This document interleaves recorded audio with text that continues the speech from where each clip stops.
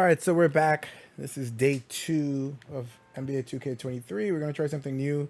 Just want to keep going across and checking everything out. Obviously, NBA today we can't play because of the fact there's no games. So what I want to do is I wanted to do a blacktop game. We're going to do a 3-on-3. And what I wanted to do, what I was thinking of is that the Knicks need to make a move, whatever that is. We want to make sure, we want to play a game, well, Knicks didn't make a trade. They didn't move Donovan Mitchell, and they didn't move Donovan Mitchell because they believed that the Jazz was asking for too much. A lot of that was predicated on the younger players as being too much. They didn't want to give up a Grimes. They didn't want to give up an RJ. They were more amiable to getting rid of Toppin or Reddish or Quickly, but for whatever reason, they have a high belief in those other young players. So what I wanted to do is, if we're going to do that, then we need to showcase them. Then if we're going to showcase them, then veterans need to sit. Or veterans need to get traded. So I want to do a nice little 3-on-3 between the young guys and the vets of terms of who people want to go. So we are going to take Julius, Toppin, Fournier. So we're going to put, and I think it's a better matchup anyway if you put Quentin against Fournier. Their games are similar. Derrick Rose on the veterans, Emmanuel Quickly. So they're pretty comparable in terms of they could actually play this 3-on-3. So let's take a look. Let us advance. And we're going to play a half-court game. Young Bucks versus the vets.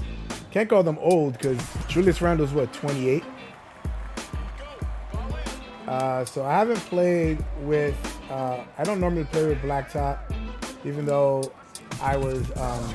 this is how I learned how to play basketball, was on the Blacktop. This brings a lot of memories. I've hit my fair share of game-winning shots. Gotten into a few situations where potentially could have gotten into a fist fight. Who knows?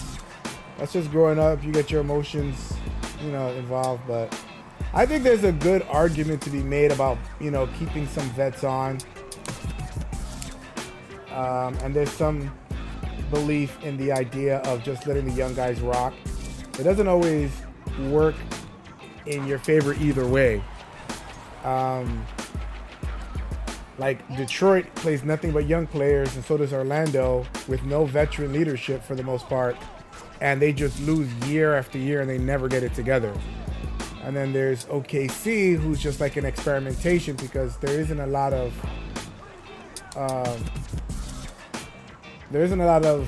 turnover per se in OKC. Ooh, I'm trying to focus and do this thing at the same time. However, they're not really going anywhere. Presti's been trying to rebuild that team for a long time. They've had pretty decent seasons, but nothing like no Western Conference playoffs. So nothing crazy. So there's no right or wrong to that. I'm in the belief that the veterans, if you're gonna have them, should be vets that are like limited in the amount of time that they're gonna get. Wow, he's just flying by them. It's harder a 3-on-3. There's way more space. It's easier to score, but it's harder to defend. Oh, duh. So I don't know. I like the idea of having vets. As to put the young players in perspective, in check, I guess is the best way to say it. So, this is cool. This feels like the Rucker. It's a little bit more muted than Blacktops in previous years. So,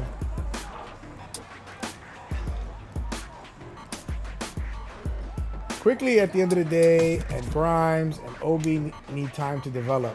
But they can't be given their time like if they didn't earn it. They have to I like the idea of keeping what you kill. You remember the last game that we had, Obi played really, really well.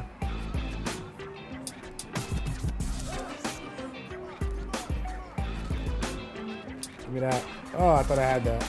Damn, Julius is just... And this is this is the kind of stuff that we don't see. And we all have our opinions as to what the Knicks or what any of your favorite teams should do. But the fact of the matter is, if Julius is cooking Obi in practice every day, or if Obi is making mistakes, then he's not going to let you. If he doesn't feel that you're dominating practice, he's not going to let you try to figure it out in the real game. He's all about winning. He is not going to. He doesn't experiment. He doesn't like take a chance. Julius is absolutely cooking Obi.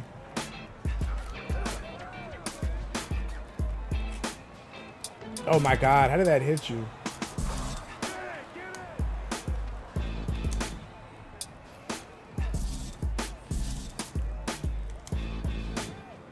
Oh, that was my fault.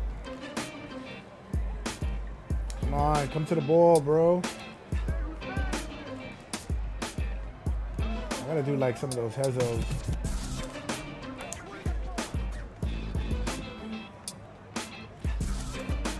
That's a hard shot, man. I give credit to the 2K players who gotta eventually get that shot down packed, that mid-range shot. If you want to be an elite player in 2K, you gotta be able to hit every shot. Oh, I just can't stand the computer sometimes when it comes to that. I did not anticipate or didn't think I would have the confidence to take that shot, but it was given to me. And the bench has become a little bit more. But yeah, Quickly and Grimes and Toppin need time. But you don't want to just throw the game away. You don't want to just throw the game away just for the sake of, I don't know, it's a fine line. It's not fun or easy. I can't imagine being in Thibodeau's, having to make the choices that Thibodeau has to make, because he has to develop the young guys. He has to elevate what they're worth in a trade package or just for winning in general. So he has to draw a fine line. His thing is, I think with him,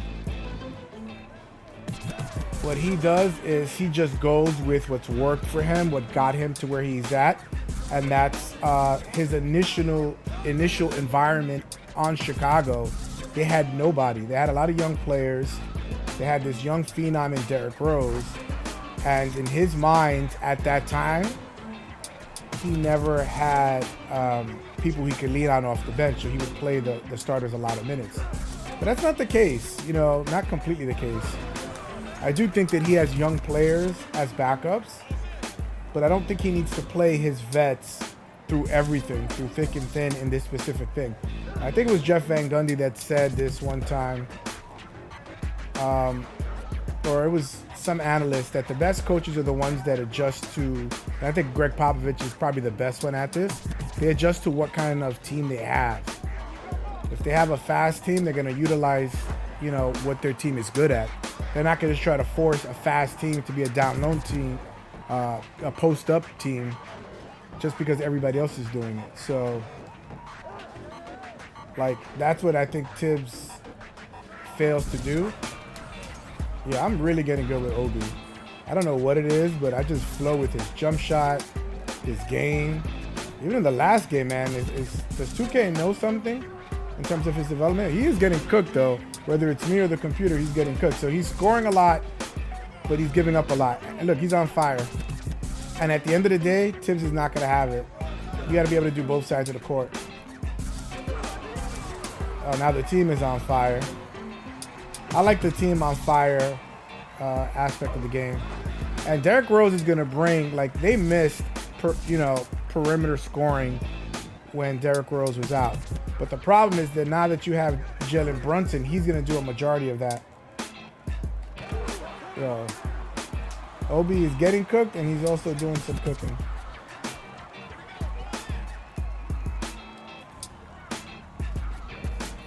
But yeah, so Derrick Rose is going to be important, but it can't be at the expense of the younger players. He actually got traded to us because he was in a similar situation in Detroit.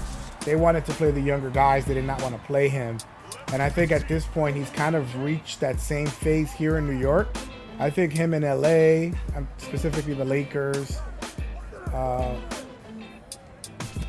somebody like that could really use a veteran point guard would be better. Oh, that was my fault. That was my fault.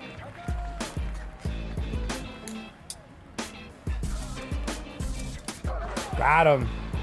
Derrick Rose ain't blocking nothing. I did enjoy the progress of Quentin Grimes' game in the Summer League. Would I have made him untouchable? I don't know about that. In terms of the hysteria of Knicks Twitter, I did see some people comparing him to a young Klay Thompson. And I'm like, bro, we need to slow down. Like, Knicks fans love him, but there is a definite level of hysteria sometimes. Wow, look at Obi, man. Pick and pop, pick and roll. Brother is balling. Is this gonna be the same level of difficulty? Like, I put it on All-Star for a regular, like, play now, but it didn't show me that. But yeah, Quentin Grimes is nobody's Klay Thompson, not even from the younger Klay Thompson. I will say that I do believe Quickly and Maxey are the same player or can attain the same greatness. It's just that Quickly does not get any minutes. And the Knicks management did a great job this offseason in getting rid of a lot of veteran competition. We've talked about this before. Kemba Walker, Nerlens Noel, and Alec Burks, who had to go.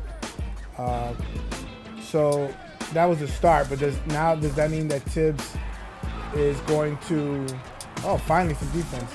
Tibbs is finally going to see the writing on the wall and then play the younger guys, or is he just going to be hard-headed and just play the vets and not the vets that he has left, and then wait for the front office to either fire him or trade or to relieve him of his duties? Because a lot of the issues that he had in Minnesota and Chicago was the fact that he was stubborn. But you can't, in terms of making any kind of art or making any kind of decisions in management, and this is a person that's been a manager my entire life. I mean, literally since I was 17, I've been managing other people. You have to make your tough choices. You have to listen to other people's perspective, but at the end of the day, the call has to be yours, and you have to be able to live with it. And I think Tibbs deals with the criticism by doubling down. He's very similar to politicians who tend to do that as well. Instead of apologizing or offering another take or another consideration, they tend to, we got point game here. They tend to double down, and that's Tibbs' philosophy. All right, so we got point game.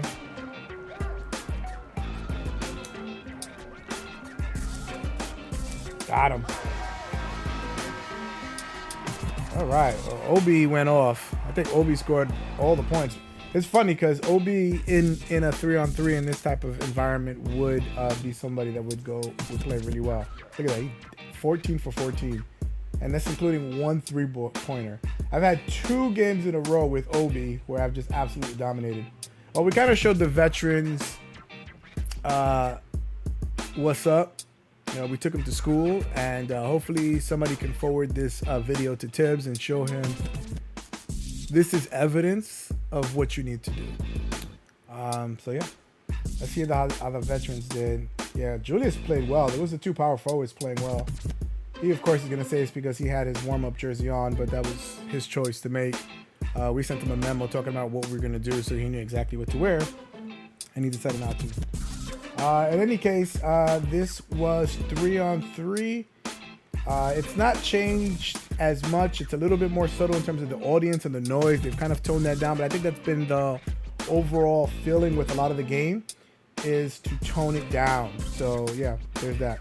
Anyway, I'll catch you guys on the next video. This is kind of fun. I can see myself doing this. Obviously on a little bit harder level. For whatever reason, Blacktop is easier than actually like playing a play now, which is, I find strange.